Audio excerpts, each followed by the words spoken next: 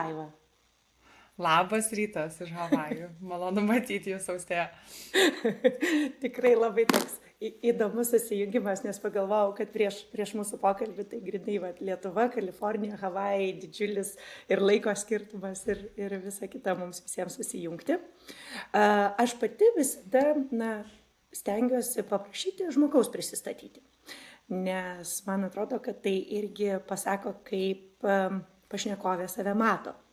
Tai, sveikindamasi su tais, kurie mus žiūri, mūsų klauso, irgi noriu paprašyti prisistatyti, nes šiandien pas mus svečiuose yra Vaiva. O kas yra Vaiva? Aha, šiaip tai mane visą laiką pristatinėja visi ir prigalvoja visokių nebūtų dalykų. Tenai nori kažkaip mane padidint, paturbint, nežinau, kad atrodyčiau svarbesnė ar įdomesnė. Bet jeigu tai paprastai, tai turbūt dabar labai jau aiškiai, aš esu rašytoja ir daugiavaikė mama. Ir visiems dar labai įdomus tas faktas, kad gyvenu Havajuose. Tai jau čia labai norisi paminėti visiems kitiems. Tai turbūt emigrantė galbūt taip apibendrintų, nes ir emigrantų literatūrą tarsi atstovauju ir 17 metų nebe Lietuvoje, ne tik Havajuose, o anksčiau klijuodavo man ir keliautoja, ir ten kažkada apie kažkokias konferencijas pradėjo kalbėti, sakau, aš niekada gyvenime nebuvau konferencijoje, tai žodžiu, kažkaip nori surimtins mane, bet taip tai rašau ir auginu vaikus, bet rašau profesionaliai, rimtai, tai yra mano pagrindinis duona ir sviestas, kaip sakyti. Man prisimenu kažkada labai įstrigo, kai parašėte, kad ilgą laiką tarsi nedrįsote sakyti, kad esate rašytoja.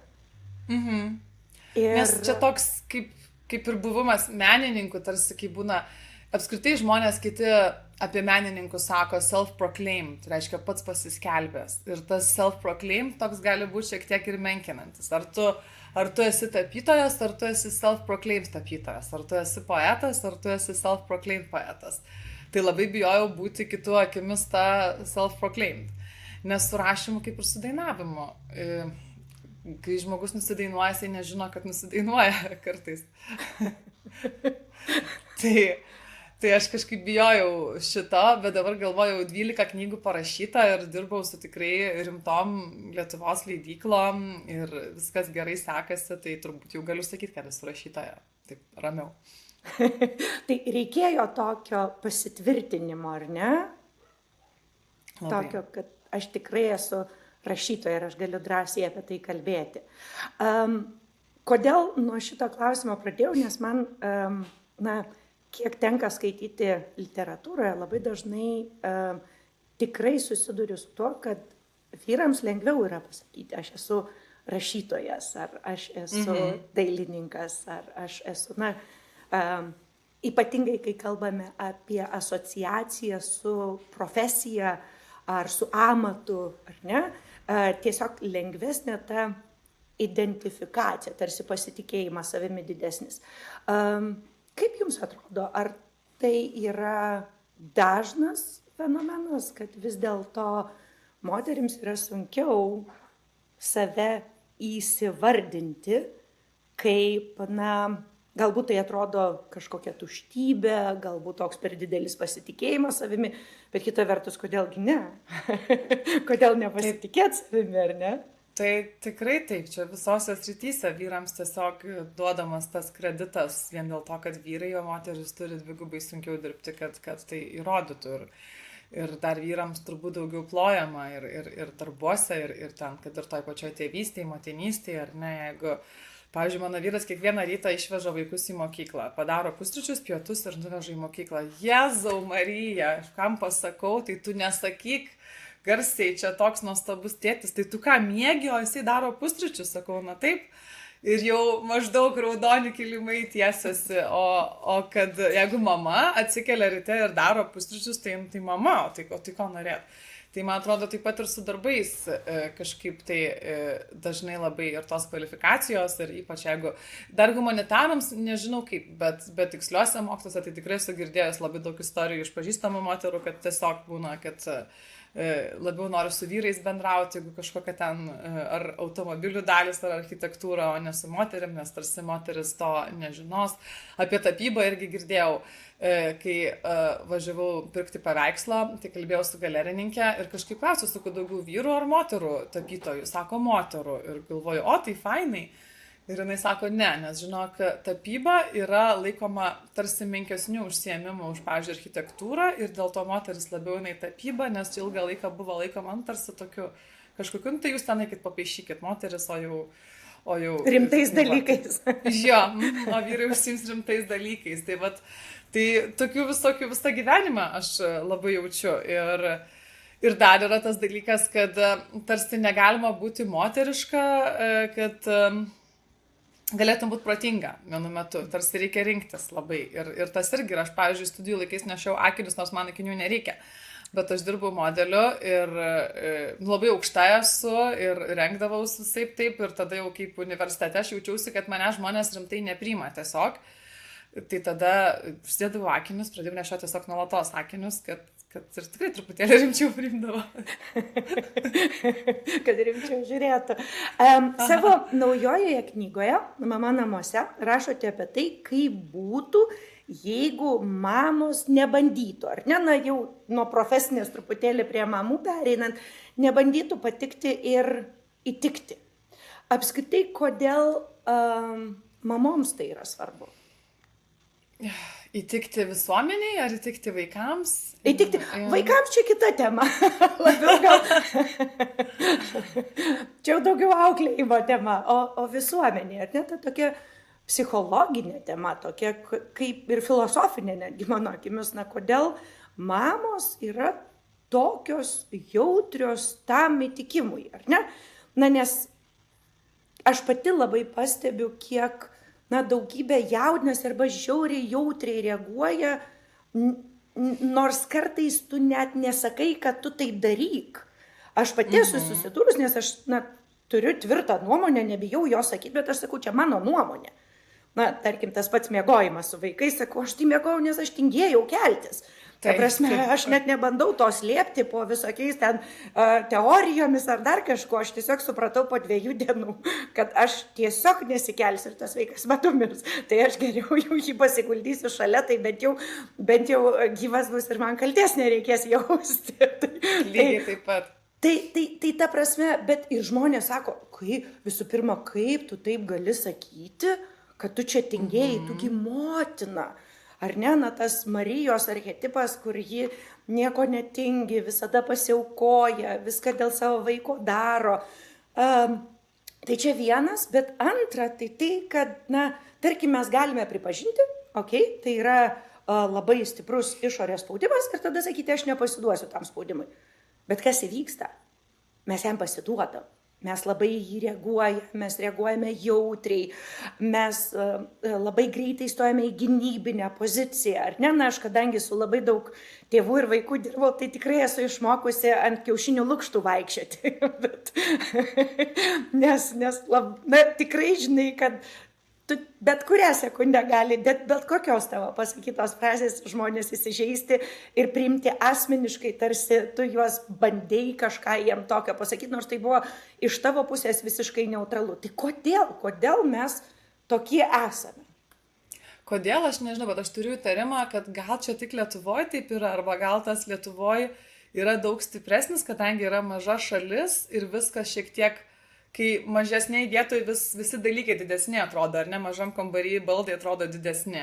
Tai gal ir mažoj šaly tas pats viskas šiek tiek išdidintai atrodo ir vieni kitus mes labiau matome kaip pro padidinamą į stiklą ir teisame, nes aš JAV to visiškai nejaučiu. Ir man atrodo, kadangi aš mama tapau JAV ir aš vaikus auginu JAV, o lietuviškose kontekstuose būnu tik per socialinius tinklus, man kartais pačiai toksai labai būna disonansas, kažkokia keistenybė, nes pavyzdžiui tą, ką rašau Mama namuose knygoje, tai yra visiškas JAV mamų tipiškas rantas, kad kalbėti, kaip esi pavargusi, kalbėti, kad įsivaizdavai, kaip savo vaiką meti į sieną, yra normalu, nors visi jau protų žino, kad tas ketinimas mesti į sieną yra tik tai kažkokia fantazija, vizija, kažkoks tai jau artėjimas link išsekimo emocinio ir nervinio, niekas to nepriima rimtai, o Lietuvoje dar viską žmonės labai ir tiesmukai priima ir, man atrodo, kažkokia, ne tai kad konkurencija, bet gal vat toj mažoj erdvėj kažkoks lyginimas stipresnis, o gal kad viena kultūra, gal visose kultūrose, kur yra monokultūra, gal tai stipriau.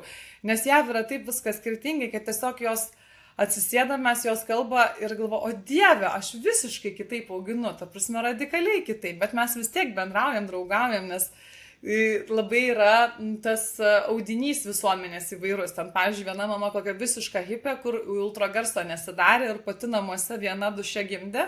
Tas yra free birthing, ne? Ir tenai visiškai gydytojas nepasitikė, net vaikam dokumentų neišėmė, nes yra visiška konspiracijų teorijų šalininkė absoliuti.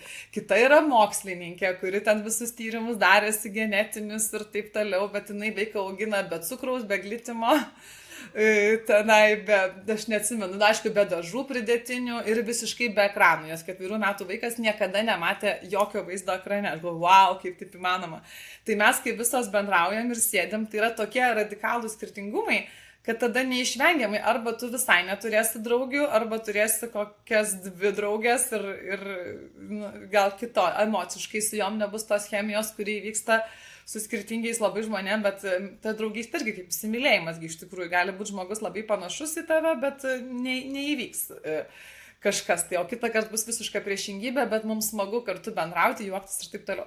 Tai man atrodo, iš to skirtingumo kažkaip randasi daugiau tolerancijos ir tiesiog matymas, aha, gerai, aš tai filmukus leidžiu, telefono neleidžiu, glitimą leidžiu, ultragarsą dariausi ir taip toliau.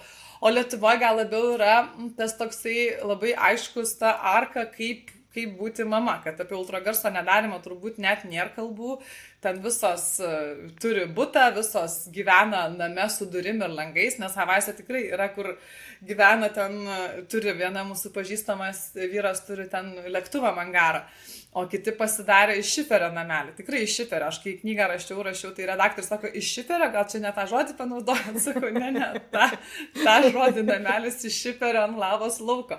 Tai ten net jurtose gyvena apvaliose, tai jeigu net namų forma nėra sutartinė, tai man atrodo, tada labai lengva yra priimti, kad ir vaikų auginimas nėra kažkoks tai bendras visuotinis. O Lietuvoje turbūt tas, kadangi visi daro taip ir kitaip, tada labai sunku būti kitokia. Aš tą kitoniškumą labai pajutau iš knygos Motinystės šešėliai, Sigitos Valevičienės. Aišku, jinai ten rašė apie tamsiausius dalykus. Tai čia vėl jokių būdų nemanau, kad visa motinystė yra tokia, nes būtent apie šešėlius rašė. Bet va tie šešėliai, kokius aprašė psichologija, mane nustebino ir išgąsdino, nes tokių šešėlių aš nesu net mačiusi Havajų mamų klube, bendruomenį. Tiesiog to lyginimosi, to konkuravimo, to smerkimo tikrai nėra. Tiesiog nėra. Gal čia aš kažkokio utopijoje saloje gyvenu, nežinau. Tai tas toks tikrai labai labai aiškus. Paskui, kai aš skrendu su vaikais, aš visą laiką skrendu viena su vaikais, net ne per Atlantą, o per 2 vandenynus, nes man reikia perskristi per Ramųjį ir tada per Atlantą, ar pirmą per Ramųjį, tada per Atlantą. Tai aš visą laiką skrendu su kūdikiais, ten su 3 savaičių, su 7 mėnesių, paskui 2 vaikas prisidėjo, 3 vaikas ir aš skrendu viena. Ir visiems žmonėms būna, tai kaip jūs atskridot? Na ir aš suprantu, nuovargis, ten kol jie kūdikiai, ten aišku yra to vargo, ten ropoja, žindyti, esu laikiusi, pavyzdžiui, sūnų 12 valandų be sustojimo vieną kartą, tiesiog, nes, jam ten buvo blogai ir visą laiką atlaikiau. Tai yra tų fizinių aspektų, bet dabar, kaip mano vaikam ten buvo 3 metai, 7 ir 10, ir mes vis tiek žmonės klausė, kaip jūs skridot. Ir aš pradėjau nelabai suprasti, galvoju, o tai kas čia per klausimas, kas jam neaišku. Nes, sako, aš labai bijočiau ir visos mamos bijočiau. Ir aš galvoju, negi jos bijo skrydžių, aš irgi skrydžių, kai turbulencija būna, tai pamedituoju, kad nebijočiau, bet galvoju, negi taip masiškai Lietuvos mamos bijo, kad nukris lėktuvas, aš nelabai suprantu, kolektyvinė baimė nukris. Ko ten bijot, galvoju. Ir aš Instagrame paklausiau, sakau, tai ko jūs bijot, nes man tikrai nuoširdžiai nesusiveda galai, kas čia per baimę. Ir žinot, ką visos atsakė? Kad vaikas rieks ir žmonės smerks ir ką pagalvos žmonės. Ne. Visos, dauguma atsakė tą patį ir man buvo tokia Nu, visiškai nemačiau to. Galvoju, ką? Ta prasme, ir jom... Bet net man sunku patikėti, kad tai buvo pagrindinis atsakymas. Ir tipo, kad žmonės sukiosis, rieks, smerks, raukysis, jos tiesiog nenori jokio dėmesio į save, nes tada iš karto jau čia aš interpretuoju, bus, kad, nu, va, tu kažką blogai darai, tu vaiką tampai, tu nesusitvarkai ir dėl to geriau būti namie, nes neduok Dieve vaikas rieks. Tai man toksai buvo didelis šokas. Aš manau, kad tokių, vat, na, ką galima daryti ar ko negalima daryti, tai tikrai yra daug. Mes su sūnumi pirmą kartą buvome teatre, aš buvau po Cezario operacijos, kai jam buvo 2 savaitės, nes turėjom bilietus, o jis gimė 3 savaitėm anksčiau. tai kažkaip su vyru pasitarėm, ar atiduodam tuos bilietus, ar einam. Ir aš sakau, žiūrėk, mes pirkom iš krašto specialiai bilietus, nes aš bijojau, kad gimdymas prasidėt gali, nes ten jau buvo tokios paskutinės dienos. Ir pirkom iš krašto, jeigu ar labai blogai sėdėsis, ar dar kažką, kad galėtumėm, na, nieko netrukdydami išeiti. Ir aš sakau, žiūrėk, jam 2 savaitės, jis dar visiškas broileriukas. Taip. Ta prasme, jis nieko nedaro, jis net neverkia garsiai, jis kniurkia daug labiau negu ten verkia. Tai sakau, tai jeigu jis pradės kniurkti, aš ten labai tyliai ramiai nueisiu ir aš užsimečiau skarą. Ir to vaiko net nesimatė, jis atrodė, kad kažkoks guziukas čia ant peties ir visa kita. Ir susitikom draugus. Ir draugai sako, tai palauk, tai tu čia nesilaukiai nieko. Ir aš taip parodžiau tą vaiką. sakau, tai va, jo, laukiausi, tai va, jau jis čia. Ir jie taip, tu ką, čia šitiek virusų, čia šitiek bakterijų, o jeigu jis susirgs, taigi toks mažas, jis dar ir numirt gali, toks anksti gimęs. Aš prisimenu, aš žiūriu, o man, kadangi jau tai buvo antras vaikas, aš taip jau išmokus, išklausiau. Ir sakau, bet jeigu tu pirmą kartą mama, arba jeigu tu turi, na, lengviau išgąsdinamą, nežinau, charakterį, asmenybę negu aš, taigi tu ten galėjai apsisukti ir eiti visą kelią, ten tas per pusnius brisdama namo, verkdama baisiausiai ir visam gyvenimui turėti tą, kad maždaug, na, kokia aš neatsakinga mama ir kitų žmonių atžvilgių. Ir vaiko atžvilgiu. Na, visų pirma, tam vaikui šiandien virš 20 metų, jisai absoliučiai sveikas, stiprus, jaunas vyras ir tuo metu nei jisai susirgo ir nei jisai verkė. Nes iki tokio lygio, kad aš sakau, aš fiziškai turėjau parodyti, kad aš turiu tą mažytį vaikelį su savimi. Tai man atrodo, kad, na, ir vėl šiandien aš turbūt pasakyčiau, kažką griežčiau, sakyčiau, koks tavo reikalas šiaip jau. Taip. Taigi, jeigu verks, aš išeisiu, ar ne? Bet tada, na, man pačiai buvo 25 gal ir nedrįsau pasakyti. Ir man atrodo, na, vėlgi, kad labai dažnai iš pačios, aš girdžiu, kaip jūs siekiate drąsinti mamas, kalbėti apie tai, kaip jos jaučiasi. Ar ne? Kad legitimu yra kiekvienai jaustis taip, kaip jaučiamės, ar ne? Man įdomu, kaip jaučiatės jūs pati? Aš dabar jau jaučiuosi, taip sparnai dygsta, jau mano mažiausiam 4 metukai, tai jau kai liko dar tų keletas vadinamų tokių kūdikystės milestones, na, ne visai kūdikystės, bet kaip rimto, jau visai mažylio tokių, ir jau kai jisai jas pasieks, tai tada jau aš galėsiu visai, bet jau dabar jis ir nakvoja be manęs, pas močiutę nakvojo 2 naktis iš eilės be manęs, be tėčio, be nieko, jau jisai vakar išėjo pirmą kartą į savo playdate be manęs visai dienai su draugu ir draugo mama, tai žodžiu, aš jau jaučiuosi laisvėjanti. Tai aš jaučiuosi vis ramesnė ir dabar jau, kai yra 3 vaikai, tai aš irgi jau nebesutrikčiau dėl tų visų pasakymų. Bet labai prisimenu, kai ypač pirmas vaikas yra, tai tikrai taip galima sužlugdyti tą mamą, vat tais visais pasakymais. Aš irgi skridau su 2 savaičių dukryte į kitą salą, nes man buvo žalios kortelės interviu, jo negalima praleisti. Ir tada reikėjo rinktis ar palikti tą naujagimį 2 savaičių visai dienai, 12 valandų, visišką žinduklę. dukrytę su Anyta, tai kas, nebūtų kažkoks svetimas žmogus, bet aš jau jaučiau, kad naujagimiai be mamos jie verkia, jam tik mamos reikia kūno šaliagi. Arba pasiimti kartu, tai aš irgi pasiėmiau ir tuo metu labai išgyvenau, kad ten jeigu kas čiaudėjo, tai aš norėjau nušauti jos tiesiog akimis ten tam lėktuve, jeigu kažkas kosėjo, tai aš sukiojausi kaip vilkė, kad nieko negalėjau padaryti, bet su to kūdikiu lėktuve tai buvo, kas nusikosti ir aš jau galvoju, kad jiem ką nors, o paskui kažkaip apsiraminau, daugiau žinių, iš tikrųjų yra, tuo ramiau galima jaustis, o kitą kartą galima jaustis ir ramiai, kai, pavyzdžiui, aš žinau, kad taip daryti negalima, ir kas, ir vis tiek darau, ir ką man padarysit. Tiesiog ten, kai negalima duoti vaikam kyšių, tarkim, ten, papirkinėti negalima už kažkokias veiklas, turi būti motivacija vidinė, o ne išorinė, žinau.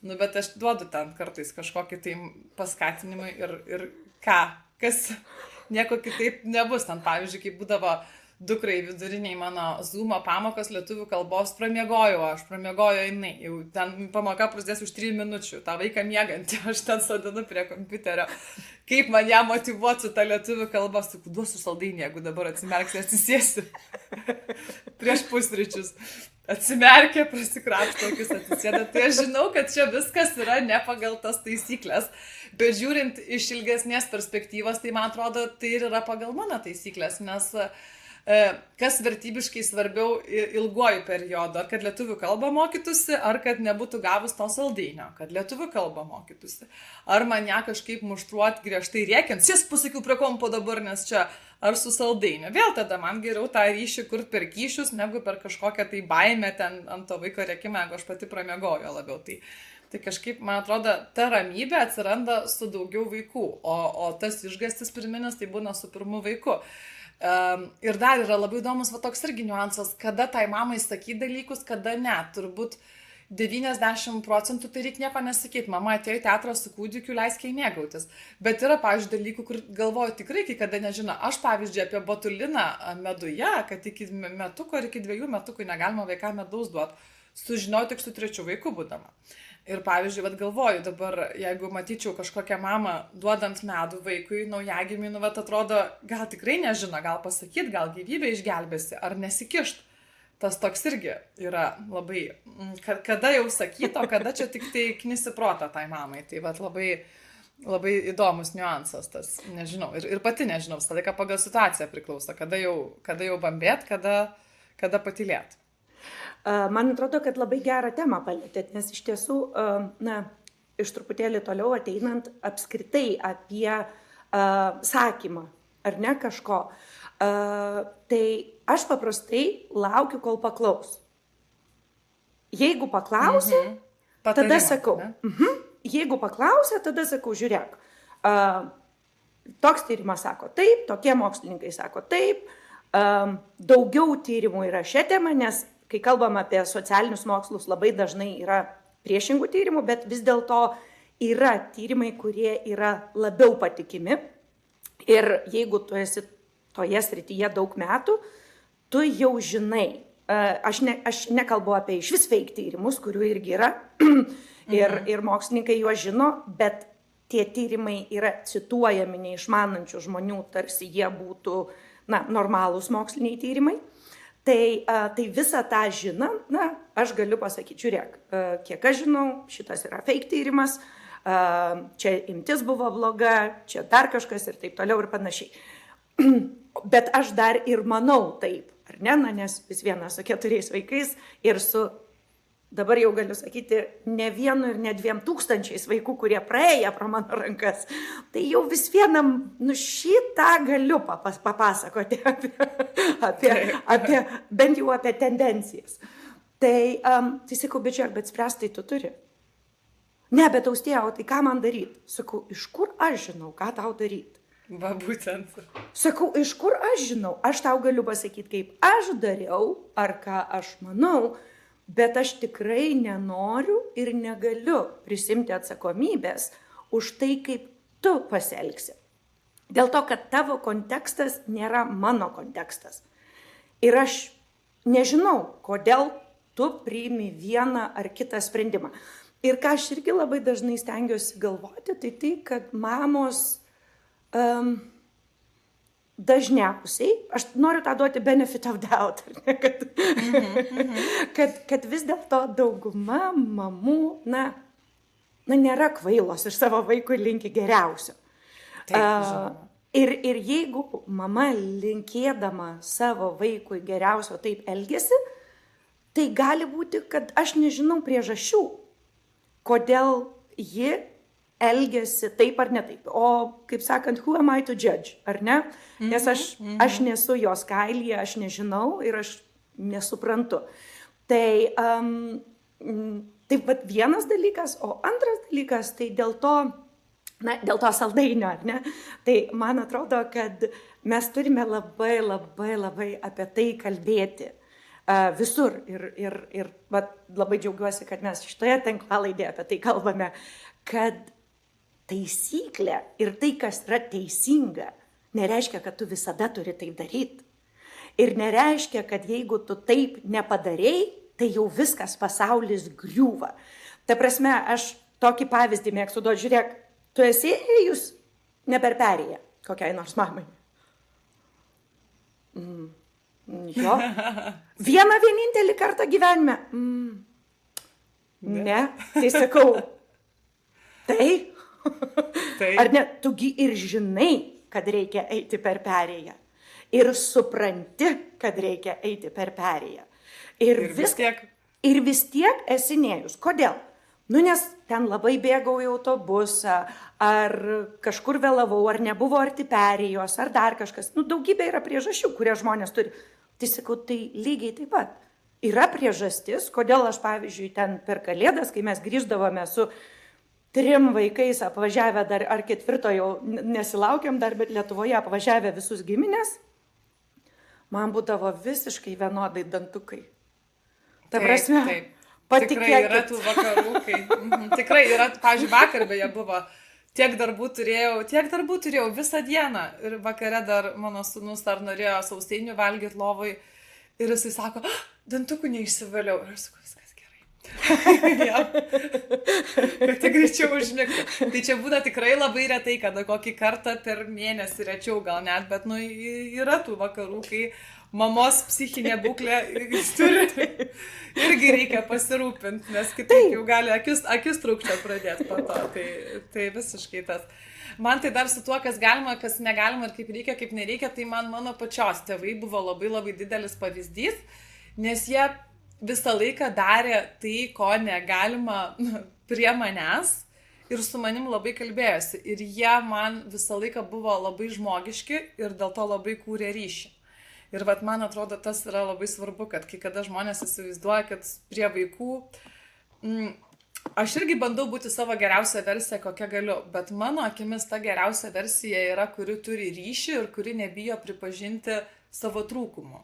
O ne geriausia versija, kuri apsimeta kitokia, negu yra. Tai čia, aišku, galima vėl labai dėl to ginčytis, nes yra žmonių, kurie slepiasi, pavyzdžiui, kad rūko nuo vaikų. Tai vėl, neteisiu, tai yra jų pasirinkimas, bet mano tėvai prie manęs rūkė ir sakydavo, taip, tai yra labai blogai, tai yra mano silpnybė, tai yra mano priklausomybė, aš to nebegaliu suvaldyti ir aš rūkau.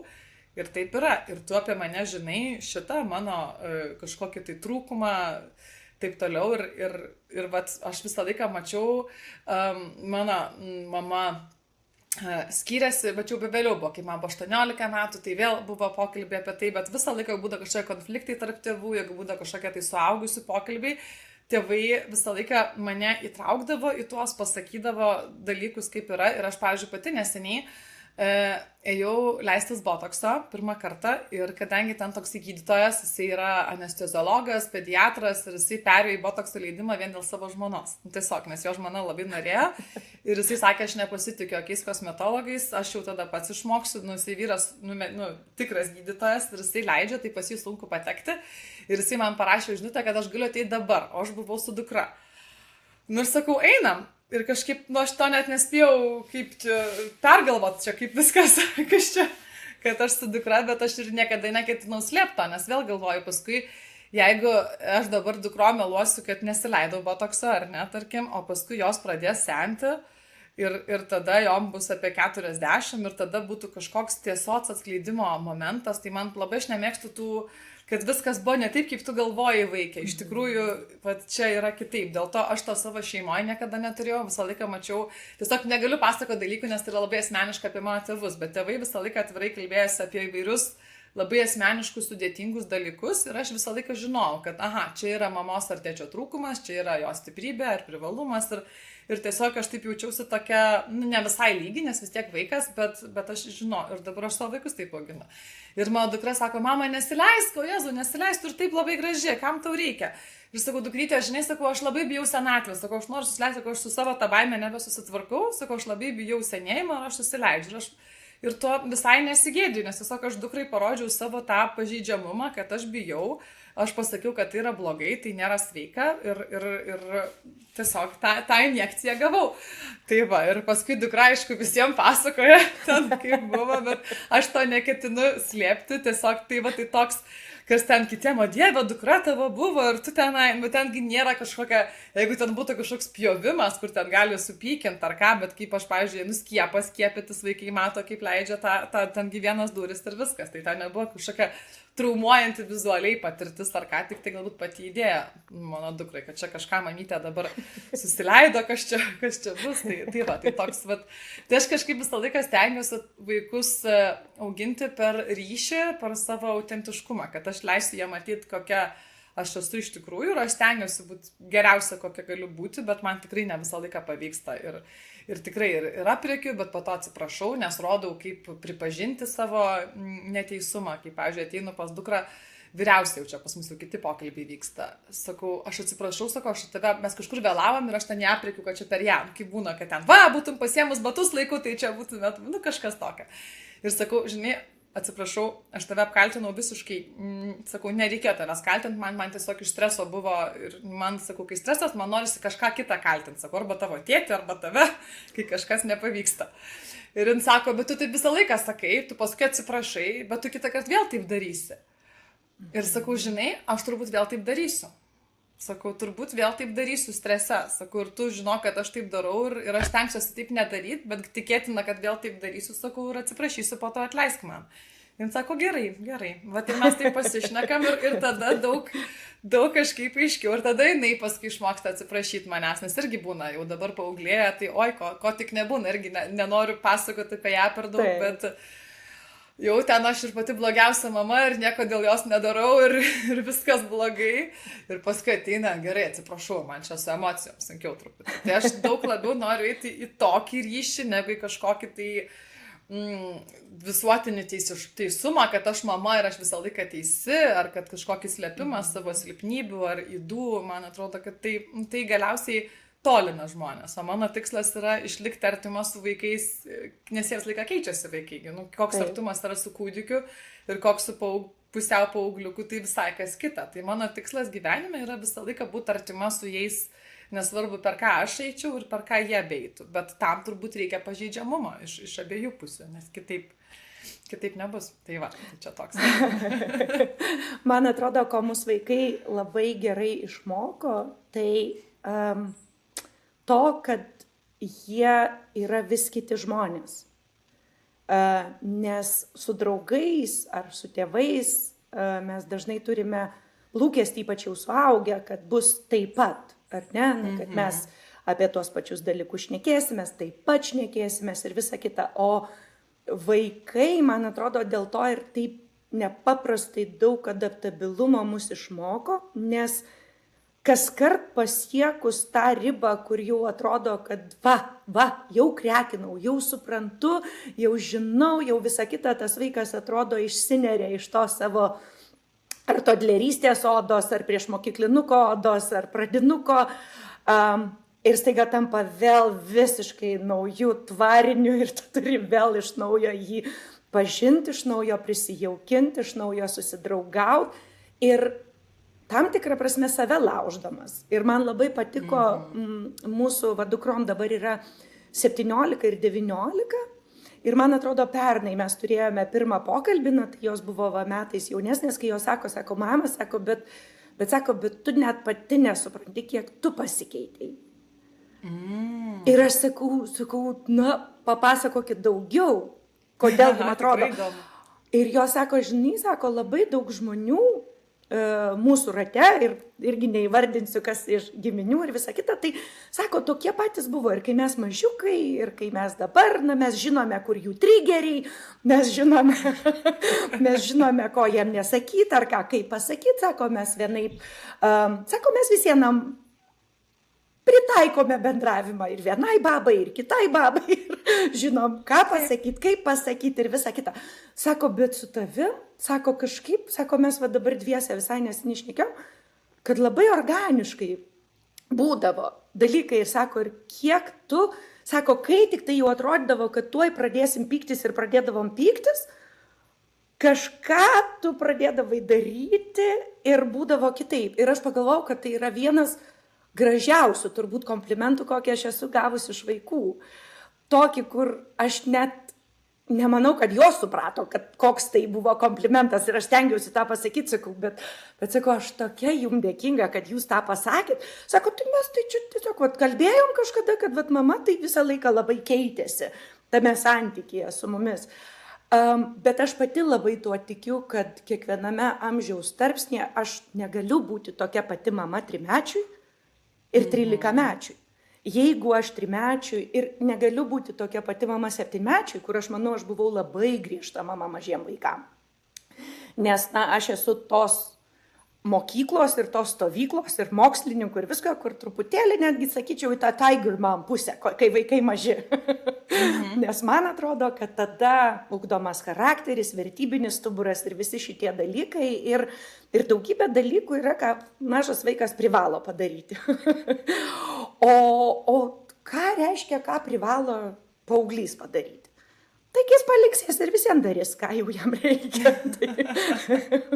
Tai man atrodo, turi jau būti jau tiek, mano profesorius Amerikoje turbūt geriausiai man yra pasakęs, kad kai vaikui sukanka 11, atsisėdi į fotelį, įsipili taurę vyno ir žiūri, ką pridirbai. Tai, sako, nes visas darbas, ir jis buvo raidos psichologas tikrai ir žinomas JAV ir visa kita, tai ir pasaulyje, bet jo visada pozicija buvo ta, kad, ankstyvoji vaikystė, ir aš labai anksti su juo susipažinau ir visą tai išgirdau, tai dėl to labai to laikiausi su savo vaikais.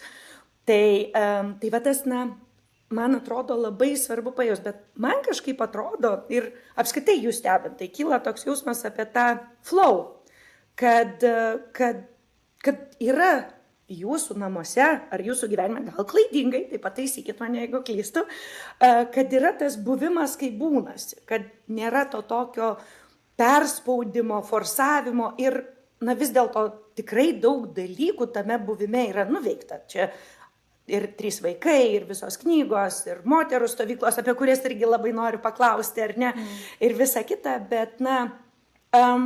bet juk tiem tikslam ir jų pasiekimui tai reikia labai disciplinos, ir mes tą žinome, ar ne? Tai man labai smalsu išgirsti, kaip jūsų gyvenime dera tas toks sąmoningas laisvės siekis, buvimas taip, kaip būnasi, su disciplina. Tai pirmiausia, tai dar noriu paantrinti, kad man šiurpai ėjo. Pats gražiausias komplimentas tikrai jūsų dukrų, kai pasakėt, tai galvoju, wow, tikrai. Ir pasiimu savo tą, kad aš irgi noriu keistis kartu su vaikais ir būti ta mama, kuri vis prisitaiko prie kito tarpsnio, nes labai labai gražu tai yra. O tas disciplina ir laisvės siekis, tai turbūt prioritetus tiesiog dėliojantis. Pavyzdžiui, vakar labai gera diena buvo iliustracijai. Aš neišsimiegau naktį, nes visi 3 mano vaikai užvakar čia buvo naktis, blūdino ten ir didžioji atsibudo šaukė, ir mažiukas, ir vidurinioji sirgo, žodžiu, naktis buvo neišmiegota. Tai ryte likau lovoje rašyti iki 12, nes turėjau pabaigti Substako tekstą ir paskui prasidėjo pasiutpolkės bėgimas, nes man reikia ir nusiprausti, ir paimti vaiką iš mokyklos ir nuvežti į būrelį, ir aš turėjau padaryti produkto fotosesiją, kas užtrunka kelias valandas tenai linentėls susinešioti, patalynę sudėti, apvilkti, viską paruošti. Žodžiu, viskas buvo taip, tai aš, reiškia, prioritizuoju dalykus, kai galiu laiko skirti vaikams skiriu, kai negaliu neskiriu, tai mažylį išsiunčiau pirmą kartą su savo draugė į parką. Viduriniai buvo filmukas, didžioji, ką daro, jau ne mano reikalas, 11 metų, jau jinai kažkur periferijoje. Ir žodžiu, tai namų visiškai netvarkiau. Po pusryčių vyras, ką darė, viskas likė, po pietų net mano pačios, ten jeigu mačia gėriau salotas, valgiau, viskas likė, ant žemės šiukšlių kibiras perpildytas, bet aš prioritizuoju, ar man dabar keisti šiukšlių maišą, ar man daryti dalykus, kuriuos tikrai turiu nuveikti. Tai galiausiai visą laiką kenčia namai. Ir dar vakar turėjau pirmą kartą užsirašiau į tuos kaubojiškus šokius. Nežinau, kodėl negaliu paaiškinti racionaliai, bet tiesiog užsirašiau. Ir galvoju, reikia nueit, gavau priminimą. Tai dar nuvažiavau tuos šokius, ten šokti kaip cowgirl. Ir tada grįžtu namo ir prisimenu, kad atvažiuoja muzikos mokytoja. Ir matau muzikos mokytoją, nes aš samdau privačią mokytoją, moko dukrą mano groti ukulelę. Ir aš prisiparkavau ir matau, kad atvažiuoja mašina. Prisimenu, kad jinai atvažiuoja, o namai yra tiesiog tokie retai kada būna, bet ten jau ten viskas. Ir aš įeinu į namus ir o dukros prašiau tvarkyti. Sakau, susitvarkykit truputėlį, kol aš tose šokiuose ar ką. Įeinu į namus, matau, kad niekas netvarkyta, tik dar situacija blogesnė. Ir groja muzika per Alexą. Tiesiog. Ir aš pirmiausia tai noriu rėkti ant jų, nes galvoju, nieko nesitvarkė ir čia dabar ta muzika užleista ir ateina muzikos mokytoja. Ir galvoju, viskas, kitaip nebus. Sakau, pagarsink muziką dukrai. Ir jinai, nes labai faina daina groja, ir jinai pagarsino muziką, ir kaip tik buvo priedainis, yra tokia daina Benson Boone, kur please stay, I want you, I need you, oh God. Ir mes visos dainuojam tada pagal tą, nes nebėra ką daryti, aš tų namų nesutvarkysiu, ir įeina muzikos mokytoja, ukulelės, ir jinai kartu dainuoja. Ir man buvo taip gražu, vos ne iki ašarų, mes visos tą dainą staugiam Benson Boone kartu, kad please stay, Tai va, ir ta mokytoja violetiniais plaukais, jis sako, oh wow, guys, kas čia atsitiko tose namuose. Sakau, aš dirbau, nežinau, kas čia įvyko, tai sakau, eikit į terasą, nes kambarinė vietos nėra per lėkštes ir viską. Ir gavosi, jeigu aš būčiau stresavusi, tai būtų, niekas nebūtų pakeista, tik tai būtų daug streso, daug gėdos dėl tų namų, dėl kažko, kas man nepavyksta, aš čia kaip kitos mamos, aš tikrai žiūriu, būna influencerės, jinai ten kažkokiu su vaiku filmuoja video ir galvoju, kokios pasigrindi švarios, galvoju, kaip jinai taip galvosi tais vaikais, nes man nesigauna šitaip, aš ir valytoją turiu ir kažkaip ten ant tų vaikų reikiu, nežinau, man nesigauna. Tai ir buvo labai labai gražus vakaras, ta muzikos mokytoja grojo ukulelę, aš ten kažkiek tvarkiausi, valgyti nebuvo ką, tai visiems ir mokytai tik tai kiaušinį išviriau, kas norėjo kietų, kas norėjo skistų. Ir suvalgėm tos kiaušinius lauke, ten žiogam čirpiant cikadom Havajuose ir viskas. Ir liko ta mokytoja pas mus nakvoti ant sofos ir dar virtuvę man padėjo sutvarkyti ir, žodžiu, viskas buvo labai gerai, nes tai buvo akimirka, kai reikėjo arba rėkti, arba dainuoti. Tai va. Tai pasirinko dainuoti. Tai pasirinkau dainuoti. Tai dažniausiai nukenčia namai arba mano turbūt socialinis gyvenimas. Nes aš, pavyzdžiui, turiu draugių, kurios arba čia toks yra viduriniosios klasės turbūt rykštė, nes tos, kur labai turtingos, jom nereikia dirbti ir tos, kur bedarbės, jos visą laiką available. O tos, kur kažką stengiasi sukurti, uždirbti, tai kaip aš, tai visą laiką aš darbuosi ir įsisukusi. Tai aš turiu draugių, kurios visą laiką, the ladies who lunch, kur visą laiką jos gali eiti pietauti, ten kažką veikti, arba tos, kur visai, tiesiog jos taip hipiškai per gyvenimą eina be jokių tikslų ir motivacijos, bet aš labai būnu ir liūdžiu, nes tiesiog sakau, aš negaliu, nes aš dirbu. Ir jam atrodo, ką tu ten dirbi viena ant to kompo namuose, tai važiuojam į kokį pliažą, kur nors, bet negaliu. Tai va, tai turbūt daugiausiai kenčia namai ir mano tas socialinis ratas. Man atrodo, kad su namais tai yra gan ramu. Aš mano šeimoje ir ypač mano mama labai pedantiška ir ypač, jaunesnė labai pedantiška buvo ir labai, labai tvarkinga ir visa kita. Ir aš turbūt nepaveldėjau to, akivaizdžiai. Ir aš visą laiką sakydavau, kai man sakydavo, bet kaip jūs čia taip apsikuitė, jeigu aš džiaugiuosi, kad socialinių tinklų nebuvo, kai mūsų vaikai augo. Kadangi aš irgi visada dirbau ir labai mėgavausi savo darbu ir visa kita, tai aš visada grįžus būdavau su vaikais. Man labai smagu būdavo. Ir aš visada sakydavau, žiūrėk, lėkštės, tos pačios bus toj kriaukliai. Ir rytoj. Šiaip taip. Ir po savaitės jos bus tos pačios. O mano vaikas jau rytoj bus kitoks. Jau rytoj bus jam nebe 5 metai, 6 savaitės ir 3 dienos, o 5 metai, 6 savaitės ir 4 dienos. Ir jeigu aš turiu rinktis, ar grindis ar vaikas, ar lėkštas ar vaikas, ar visa kita, aš visada renkuosi vaiką. Ir aš tą savo pasakiau ir kažkaip niekada dėl to nesijaudinau. Ir prisimenu jau, kai vaikai užaugo, dabar mūsų namai yra labai tvarkingi. Ir atvažiavo viena draugė, nes mūsų visi draugai turi vaikus gerokai jaunesnius negu mūsų, dauguma draugų. Ir atvažiavo ir sako, viešpatie, kaip pas tave tvarkingas, sakau, tu prisimink, kaip pas mane prieš 10 metų buvo. Nes dabar yra 6 suaugę žmonės, kurie gali sutvarkyti namus. O tada buvo 4 maži žmonės, kurie nuolat jaukė namus. Tai truputėlį visai kitaip atrodė. Ir ką tas irgi parodo, kaip mes greitai pamirštam. Nes ta pati draugė yra buvusi daug kartų pas mane namuose, kai buvo visi 4 vaikai ir kai jinai žiūrėdavo, kur sėdasi. Ir aš labai gerai tą prisimenu. Aš norėčiau mažiau tvarkytis iš tikrųjų, nes irgi būna, kad aukoju laiką su vaikais, nes jau reikia apsikuopti. Tai va tas man dar norėčiau mokėti visai paleisti, bet labai įkvėpia girdėti. Tikrai pas mus reikia žiūrėti, kur sėdasi irgi vakar iš viso ten. Bet aš sakau, suaugęs žmogus, tai čia tik tai labai geras įgūdis visada mokėti pasižiūrėti, kur sėdėsi. Tik į sveikatą visiems. Taip. Apie ką dabar Vaiva svajoja? Apie lėtesnį gyvenimą. Kažkaip norėčiau susimažinti, nežinau, aš jaučiuosi apie tą patį, jaučiuosi daiktų įkaitę, daiktų, kuriuo aš niekada nepirkau ir man nereikia įkaitę, tiesiog jais sninga aplink visur, jie visur visada yra. Ir tai norėčiau, kad tų daiktų būtų mažiau ir mano daugiau tiesiog erdvės, daugiau laisvės, daugiau lėtesnio laiko, mažiau tų reikia skubėti, lėkti, padaryti kažką, nes dabar tai esu, nors kitą vertus aš galvoju, aš vis tiek turbūt esu jau nebeįvertinu savo tos privilegijos, nes aš nedirbu niekam kitam, tai aš galvoju, kitos mamos tai važiuoja į darbą, nuveža darželį vaiką, tada važiuoja į darbą, ten būna iki 5-6 ir tada važiuoja namo, o aš turiu visišką flow savo dėliojimais ir dar skundžiuosi, kad man tas flow galėtų laisviau tekėti.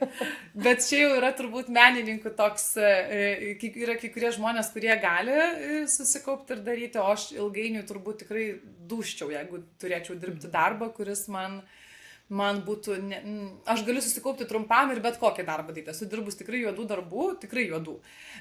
Bet jeigu būtų visą gyvenimo perspektyvoje daryti beprasmį darbą, aš negalėčiau, manęs nemotyvuoja pinigai. Ir čia yra labai ir toks, jeigu man nesvarbu, kiek mokėtų, jeigu man neįdomu, aš nedirbsiu. Ir aš visą laiką taip, nebent turiu tikslą kažkokį man įdomų. Ten, pavyzdžiui, buvau studentė, tai jeigu noriu kelionės, tai tada galiu bet kokį darbą dirbti, nes mane motyvuoja ta morka gale, kad bus kelionė.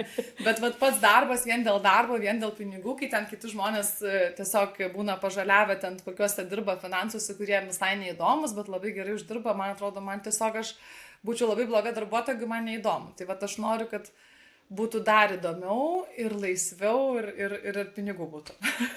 Tai čia labai gerai ir ateinam į tą mano klausimą, kur irgi labai norėjau užduoti. Tai kodėl tos moterų stovyklos? Gavosi taip labai natūraliai, nes aš dar kai neturėjau nei vaikų, nei vyro ir keliavau po Indiją ir pradėjau užsiimti jogą, taip gan rimtai, tai tada turėjau svajonę grįžti į Lietuvą gyventi, ko vis dar noriu kada nors grįžti Lietuvoje gyventi, nusipirkti žemės ir tenai pastatyti jogos stovyklą.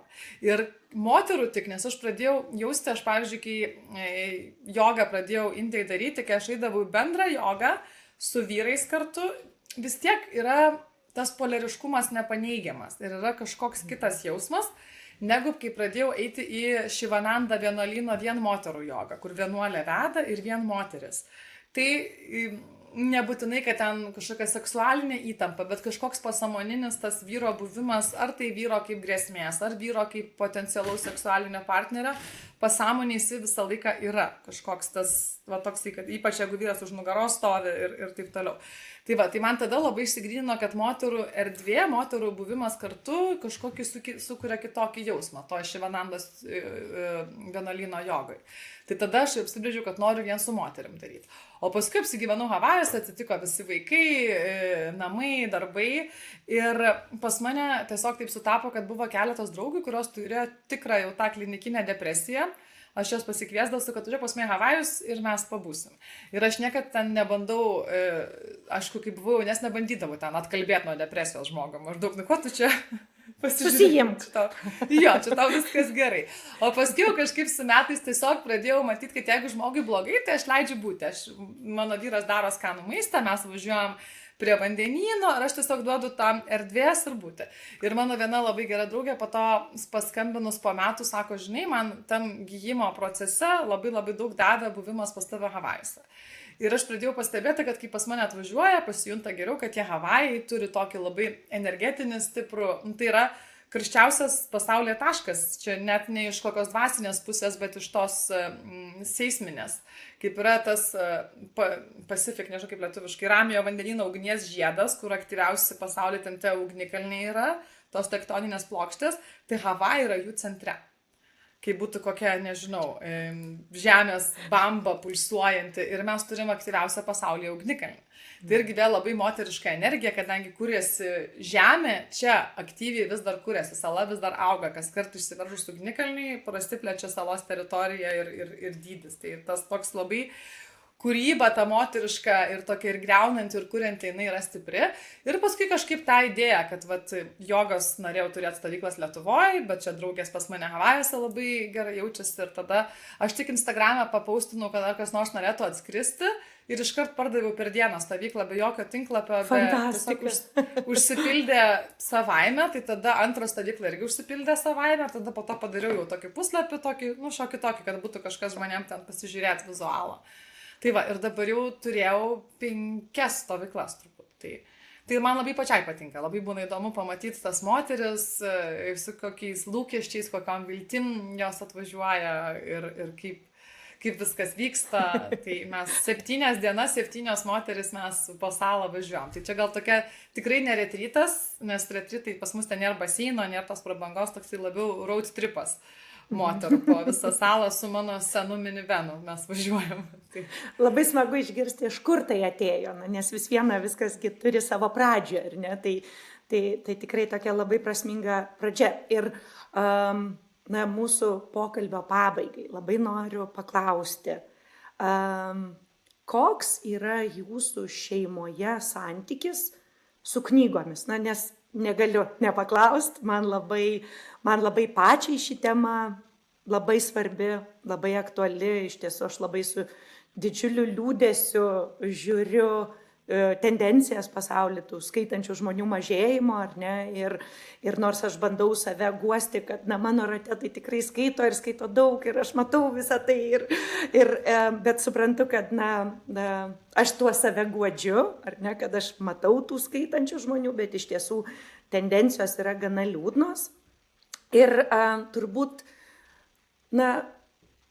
kaip rašytoja, kaip jūs žiūrite į skaitimą vaikams, skaitimą su vaikais, kokios yra jūsų skaitimo rutinos šeimoje? Aš tai už daug ką labai esu dėkinga savo Anytai, čia taip labai nuo toli pradėsiu, nes jinai mane inicijavo į motinystę visom prasmėm, kadangi mano mamos šalia nebuvo, o Anyta buvo ir nėštumo metu atskrisdavo, ir į gimdymą mano koją laikė man gimdant pirmą vaiką, nors aš pasakau, kad neįleisiu jos į kambarį gimdyklą, paskui šaukiau Anytos, nes vyras buvo niekam tikęs, tuo metu reikėjo man jos. Tai mano Anyta man ir su knygom pasakė. Atsimenu, buvo mano dukrytį, nežinau, 3 mėnesiai ir jis sako, tu jai skaitai?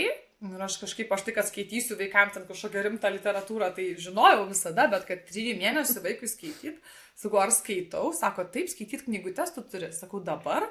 Jis sako, taip, dabar. Ir aš nuo Anytos dėka pradėjau nuo 3 mėnesių skaityti knygutes. Ir aš jau kitką iš savo mamos esu išmokusi, kad kūdikiams ir mažyliams nereikia ten tos istorijos, bet tiesiog vartom knygutę ir baksnoju ten. Žiūrėk, ančiukas šuniukas, ten. Ir kad ta knyga jau vaikui būtų tiesiog normalus daiktas, kaip ten kamoliukas, kaip šaukštas, taip ir knyga, kad žinotų, kaip ją naudoti. Tai visiems savo vaikams tikrai skaitau nuo kūdikystės, aišku, kaip visada daugiausiai tai pirmagimiai visko skaityta yra, o paskui turbūt jau atėjo etapas, kai 3 vaikai ir visų labai skirtingi interesai ir ten kūdikiai viena knyga, vyresnėlė jau ten komiksai, vidurinėlė ten pasakaitės, tai buvo sunku, bet mano vyras visą laiką irgi vaikams skaito ir paskui aš turėjau problemų su balso stygom, kokius 2 metus beveik turėjau. Tiesiog dinginėdavo balsas, ypač vakarais, ir tada vyras pilnai perėmė tą skaitimą ir dabar jau jisai daugiau skaito negu aš. Bet šiaip tai mes kiekvieną vakarą vaikams skaitom visą gyvenimą. Na gal, kai jau ten užsijėmė ten visokie dalykai, tai dabar jau gal kitie vaikai ir didesni ir daug veiklų, tai gal kokius 3-4 vakarus per savaitę tikrai vaikams skaitom. Tai jau čia šventai ir būna, kad vienu metu aš skaitau labai dažnai, tai būna, aš skaitau lietuviškai vienam vaikui, o vyras šalia lovai skaito kitam angliškai. Ir tiesiog mes stengiamės ne per garsiai, kad viens kito aš pasakau, tu tyliau ten, tai tu tyliau, ir gerai, ir taip tokį bandom, kad galėtų vaikas girdėti, čia tą. Tai ir vaikai renkasi patys, kokias nori knygutes, ar mama, ar tėtis, ar knygutę lietuviškai, ar angliškai, nes aš, pavyzdžiui, principingai neskaitau angliškai knygučių visiškai niekada. Tiesiog čia irgi buvo piktumas ir su vyru, ir su Anita. Anita labai daug dovanoja knygų ir sako, tai tu paskaitykim angliškai. Sakau, neskaitysiu. Ir jinai taip įsižeidė. Aš sakau, žiūrėkit, aš turiu darbą pati viena šitoj saloj perduoti visą lietuvių kalbą ir kultūrą. Tai aš neturiu laiko skaityti angliškai. Aš tada verčiu. Aš tą anglišką knygą tiesiog ekspromptu verčiu. Bet sakau, aš niekada neskaitysiu savo vaikam angliškai. Tiesiog, tai yra visiškas. Sakau, jūs jeigu norit kažką perduoti jiem iš Amerikos kultūros, be my guest. Ir atvažiuokit, skaitykit. Aš neskaitysiu. Kiek tik norit, ar ne? Taip, tai va tada tas ribas apsibraižiam ir skaitau tik tai lietuviškai aš jiem. Ir dabar jau mano dukros abi skaito. Suniukas, aišku, dar mažas, bet jisai pats, pavyzdžiui, kadangi mato mane skaitant, mano vyras knygų neskaito, beje, visiškai. Tiesiog, anksčiau skaitydavo, dabar telefonas, darbai, bet, pavyzdžiui, sūnus atsisėda skaityti nemoka, bet knygutės varto ir labai dažnai varto, kadangi neturi nei planšečių, nei nieko, tai sėdi ir knygutę varto, to labai džiaugiuosi. O mano vyresnėlė, tai galiu pasigirti, skaito ir lietuviškai, ir angliškai. Aš skaityti išmokiau dėja ne aš, gabi pirmiausia, o antra, tai tos Zoomo pamokos jai padėjo, tai negaliu prisimti nuopelnų, išskyrus tą, kad sodindavau prie kompiuterio rytais. Ir aišku, buvo laikas, kai skaitė vien komiksus ir irgi leidau, nes skaitimas turi būti malonumas, o negi, ne kažkoks tenai, neinam iškart prie kokio ten, nežinau, Dickenso. Dostojevskio. Ir Dostojevskio, taip. Tai leidau tos komiksus, kiek nori, įdom į biblioteką, kas kelias dienas ir jau nebebuvo ką skaityti, bet džiaugiausi. O vidurinėliai tai buvo irgi, buvo įtarta disleksija. Tai buvo labai irgi sudėtinga kelionė visai šeimai, nes tiesiog buvo labai, atrodė, kad vaikas neskaitys arba skaitys labai sunkiai. Tai buvo, skaičiau tada, domėjausi tenai, googlinau, ką čia su to vaiku daryti, kaip ką. Bet labai esu dėkinga mokyklai, kad, mokykla turi tą, ir Lietuva turbūt yra pas jūs irgi ten, kur su vaikais, kuriems sunkiau, yra specialistai, kurie atskirai dirba, pasiima juos dirbti. Taip.